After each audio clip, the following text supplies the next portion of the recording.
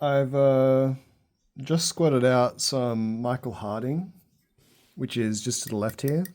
Now, this is the paint that I don't recommend for artists who want to have their work ready in a reasonable time.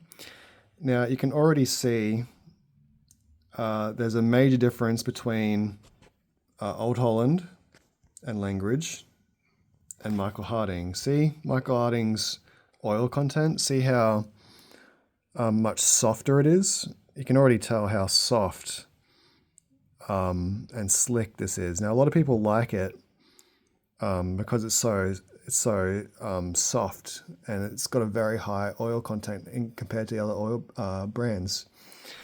Now, I don't like Michael Harding. Even though I like the consistency, it is a lot softer, a lot higher oil content than Langridge and Old Holland. It's a lot easier to move around, and people really like how it handles.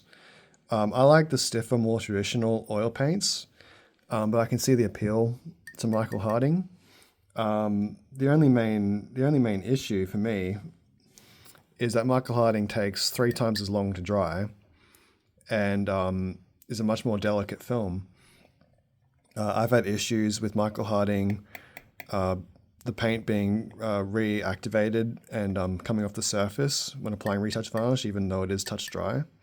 But I've never had that issue with Langridge and Old Holland. So there you go. You can see how slippery and oily Michael Harding is, and then you can see Langridge how much stiffer and buttery Langridge is, and Old Holland is very much the same as Langridge, more stiffer, more traditional. There you go. So there's 3 comparisons between Michael Harding, Langridge, and Old Holland. I'll just add a little bit of white to the Michael Harding, and you can see I'll add a little bit more to make it the same value roughly. The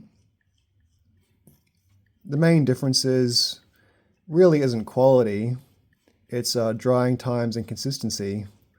So add a little bit more. So yeah, I don't like Michael Harding, not because it's shit or anything, but because of the very slow drying time and the problems with retouch varnish I get with Michael Harding. Old Holland's the same price, and Langridge is about 20 Australian dollars cheaper. There you go, guys.